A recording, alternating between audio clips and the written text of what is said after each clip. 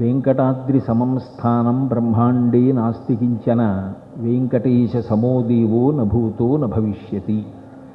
వెంకటాచలముతో సమానమైనటువంటి క్షేత్రము కానీ, శ్రీ వెంకటేశ్వరునితో సమానమైనటువంటి దైవము కానీ ఇక పూర్వము లేరు, ఇక పైన ఉండరు అని. భగవంతుడు ఎన్నో అవతారములు స్వీకరించాడు కదా, ప్రతి అవతారంలోనూ ధర్మ సంస్థాపన చేశాడు కదా. ఏ అవతారాన్ని ఆయన స్వీకరించినా ప్రథమ ప్రయోజనం భక్తుల్ని అనుగ్రహించడమే కదా. పరిత్రాణాయ సాధూనాం వినాశాయ చ దుష్కృతాం ధర్మ సంస్థాపనార్థాయ సంభవామి యుగే యుగే అని కదా చెప్పుకున్నాడు. అయినప్పుడు మిగిలిన అవతారాల కన్నా శ్రీ వెంకటేశ్వరావతారం ఏ కోణంలో భిన్నమైనది అన్నది పరిశీలన చేయవలసినటువంటి అంశం. తత్వతః ఆ స్వామియే శ్రీ వెంకటేశ్వరుడిగా కలియుగంలో అవతరించాడు. ఆయన కృతయుగంలోనూ అవతార స్వీకారం చేశాడు, త్రేతాయుగంలో చేశాడు, ద్వాపర యుగంలో చేశాడు, కలియుగంలో చేశాడు. నిజానికి ఈశ్వరావతారములు అనంతములు. అందులో ప్రధానమైనటువంటి అవతారములుగా దశావతారములను పరిగణిస్తారు. అటువంటి అవతారములన్నిటిలోకి కలియుగంలో శ్రీ వెంకటేశ్వరుని యొక్క అవతారము అత్యంత ప్రశస్తి కలిగినది అని చెప్తారు. అలా చెప్పడానికి ఏదైనా ఒక హేతువు ఉన్నదా అని పరిశీలనం చేస్తే వెంకటాద్రి కొండ అన్ని యుగములలోనూ ఉన్నట్టే. మనం చెప్పుకున్నట్టు కృతే వృషాద్రిం వక్ష్యంతి త్రేతాయాం అంజనాచలం ద్వాపరే శేషశైలేతు కలౌ శ్రీవేంకటాచలం నామాని యుగభేదేన శైలాస్తాస్య భవంతి. ఆ కొండ అన్ని యుగాలలో ఉన్నట్టే తత్వతః పరమాత్మ కూడా అన్ని యుగములలో ఎప్పుడూ ఉన్నవాడే. ఆయన ఒకనాడు ఉండి ఒకనాడు లేనివాడు కాడు. కృతేతు నారసింహో భూ త్రేతాయాం రఘునందన ద్వాపరే వాసుదేవశ్చ కలౌ శ్రీవేంకటనాయక.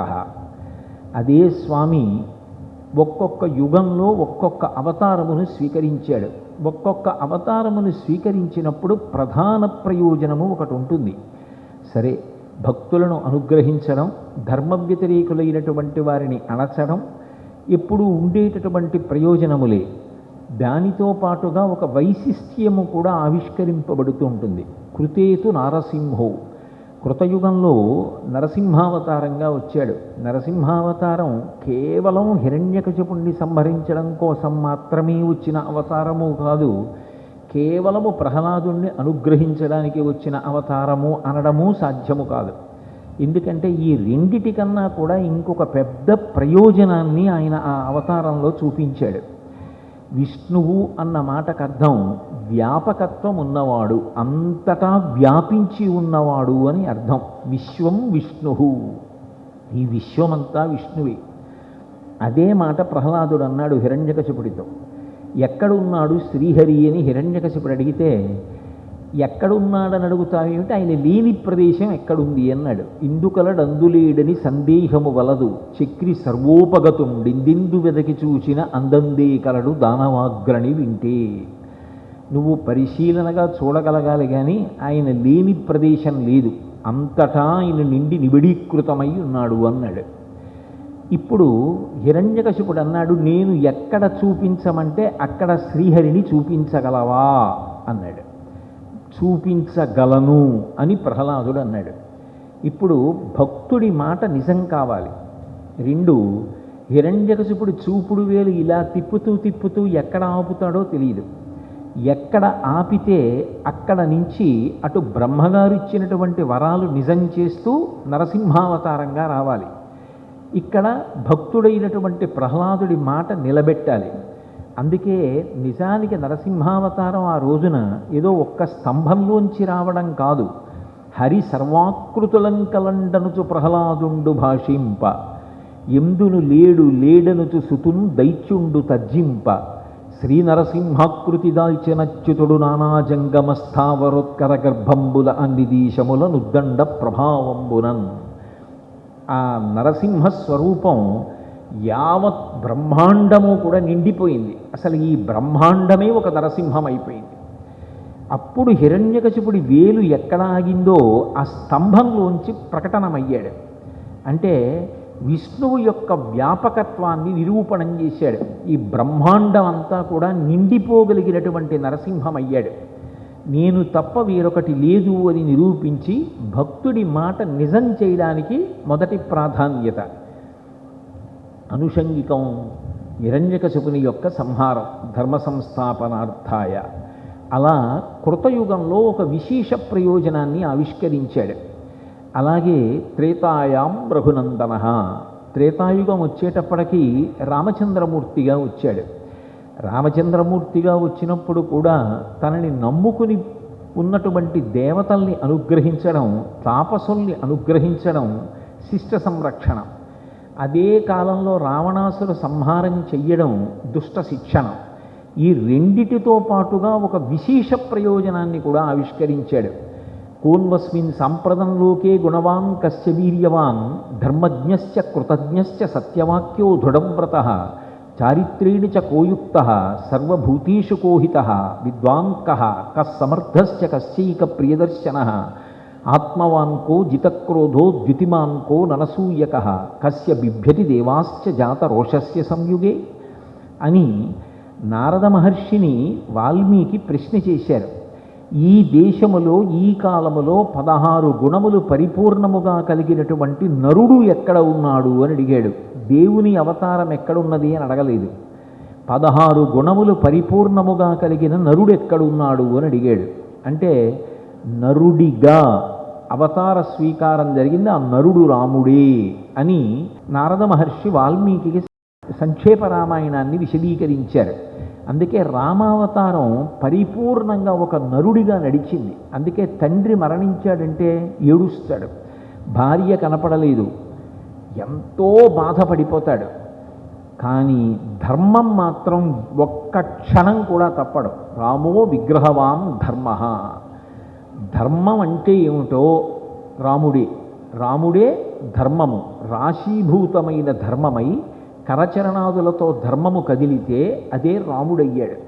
ధర్మాన్ని పట్టుకున్న వ్యక్తి కష్టాలు పడ్డప్పటికీ ఆయన చరిత్ర ఎంత శాశ్వతమవుతుందో, ఆ నామము ఎంత అమృతతుల్యమవుతుందో లోకానికి నిరూపణం చేశాడు. అందుకే త్రేతాయుగం తర్వాత ద్వాపరయుగం వచ్చి, ద్వాపరయుగం తర్వాత కలియుగం వచ్చినా ఇప్పటికీ మొట్టమొదట బిడ్డలకి తల్లి చెప్పేటటువంటి కథ రామకథ. నువ్వు రామచంద్రమూర్తిలా తయారు కావాలి అని కోరుకుంటుంది. లోకంలో అందరూ పలికేటటువంటి నామము శ్రీరామనామం. శ్రీరామనామం పలకని వారు లోకంలో ఉండరు. అందుకే హరునకు అవ్విభీషణున కద్రిజకున్ తిరుమంత్రరాజమై కరికి నహల్యకున్ ద్రుపద కంజకు నార్తి హరించు చుట్టమై మరగిన ఎట్టి నీ పతితపావన నామము నాదు జిహ్వపై నిరంతరము నటింపచేయుమి కదా శరధి కరుణాపయోనిధి అని అడుగుతారు గోపరాజు గారు. ఆ రామనామము అంత గొప్పదైంది. ధర్మాన్ని పట్టుకున్నటువంటి వాని యొక్క కథ ఎంత శాశ్వతత్వాన్ని పొందుతుందో. ధర్మాన్ని అనుష్ఠించిన వాడు అవసరమైతే అవతల వారిని ఉత్తమ లోకములకు పంపగలడు. అందుకే గచ్చలోకాన్ అనుత్తమాన్ అని జటాయువుని పంపగలిగాడు. విశేష ప్రయోజనంగా రామావతారంలో ధర్మానుష్ఠానం చేసినవాడు ఎంత గొప్ప స్థితికి వెడతాడో నిరూపణం చేశాడు.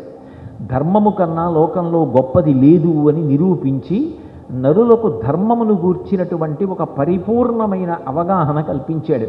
అందుకే ఏది ధర్మము అని ప్రశ్న వస్తే ఏ సందర్భంలో రాముడు ఎలా ప్రవర్తించాడో అదే ధర్మం. ఒక గృహప్రవేశం చేస్తే ఏం చెయ్యాలి అంటే, రాముడు వనవాసంలో పర్ణశాల కట్టుకుని గృహప్రవేశం చేసినప్పుడు ఏం చేశాడో అది మనం చేస్తే సరిపోతుంది. రాముడు తండ్రికి తద్దినం ఎలా పెట్టాడో అదే తద్దినం పెట్టడానికి ప్రమాణం. రాముడు నడిస్తే ఎలా నడుస్తాడు, రాముడు ఎలా నిద్రలేస్తాడు, నిద్ర లేచి ఏది స్మరిస్తాడు, రాముడు ఎలా అనుష్ఠానం చేస్తాడు, రాముడు ఎలా మాట్లాడతాడు, రాముడికి ఏది ప్రమాణమై ఉంటుంది, మనం పరిశీలనం చేస్తే అదే ధర్మము. అందుకే వేదోపబ్రహ్మణమని పేరు. వేదము రామాయణ స్వరూపంగా ఈ లోకంలోకి వచ్చింది. కాబట్టి నరులకు ధర్మము విషయంలో అవగాహన కల్పించి ధర్మమునకు పెద్దపీట వేసి పట్టాభిషేకం చేసినటువంటి అవతారం శ్రీరామావతారం. అది విశేష ప్రయోజనం రామావతారంలో. ఇక ద్వాపరే వాసుదేవస్య. ద్వాపర యుగంలో సాక్షాత్ శ్రీకృష్ణ పరమాత్మగా వచ్చాడు. రావడానికి కూడా ఒక కాలాన్ని ఎంచుకున్నాడు. ఏదో కాకతాళీయంగా నాబోటిగాడు పుట్టినట్టుగా అమ్మకి ప్రసవ వేదన కలిగితే పుట్టినవాడు కాడు. ఆయన ఒక సమయాన్ని ఎంచుకుని ఆ కాలమునందు అవతార స్వీకారం చేసి తల్లి కడుపులోంచి పైకొచ్చాడు. జలధర రీహు నాజాను చతుర్బాహు సరసీరుహక్షు విశాలవక్షు జారు గదా శంఖచక్ర పద్మ విలాసు కంఠ కౌస్తుభమణి కంపిభాసు కమనీయ కటిసూత్ర కంకణ కేయూర శ్రీవత్సలాంఛనంచిత విహారు మరుకుండల ప్రభాయుత కుంతలలలాటు వైఢూర్య మణిగణ వరకిరీటు బాలు పూర్ణేందురు చిజాలు భక్త లోకపాలు సుగుణాల బాలు కృపావిశాలు చూచి తిలకించి పులకించి చోద్యమంది ఉబ్బి చెలరీగి వసుదేవుడు ఉత్సహించే అంటారు పోతన గారు దశమస్కంధంలో. శ్రావణ మాసంలో బహుళపక్షంలో అర్ధరాత్రి వేళ కారాగారంలో పరిపూర్ణావతారంగా చతుర్భుజుడై శంఖచక్ర గదాపద్మములు పట్టుకున్నటువంటి వాడై తల్లి కడుపులోంచి ఆవిర్భవిస్తే లోకంలో ఎక్కడైనా కడుపున పుట్టిన పిల్లవాణ్ణి తల్లిదండ్రులు స్తోత్రం చెయ్యరు. కానీ కృష్ణ పరమాత్మ యొక్క అవతారాన్ని దేవకీ వసుదేవులు స్తోత్రం చేశారు. పరిపూర్ణ అవతారము, అన్ని అవతారముల యొక్క తేజస్సుని తనలోకి తీసుకోగలిగినటువంటి అవతారాన్ని పరిపూర్ణ అవతారం అంటారు. పరిపూర్ణ అవతారంగా కృష్ణ పరమాత్మగా అర్ధరాత్రి వేళ వచ్చాడు. ఏ అర్ధరాత్రి? ఎవరో ఒకరికి అర్ధరాత్రి కాదు. శ్రావణ మాసంలో బహుళపక్షం దక్షిణాయనం కాబట్టి పితృదేవతలందరికీ కూడా అర్ధరాత్రి. దక్షిణాయన పుణ్యకాలం కాబట్టి దేవతలందరికీ కూడా చీకటి. ఉత్తరాయణం వస్తే వాళ్ళకి పగలు. కృష్ణపక్షం కాబట్టి పితృదేవతలకు చీకటి. బాహ్యంలో శ్రావణ మాసాన్ని నభోమాసం అంటారు. వర్షం పడుతుంది కాబట్టి మేఘములు బాగా కిందకి దిగి వస్తాయి కాబట్టి కటిక చీకటిగా ఉంటుంది వాతావరణం. అందున కృష్ణపక్షంలో మరీ చీకటిగా ఉంటుంది. కృష్ణపక్షంలో మధ్యతిథి అయిన అష్టమి ఇంకా చీకటిగా ఉంటుంది.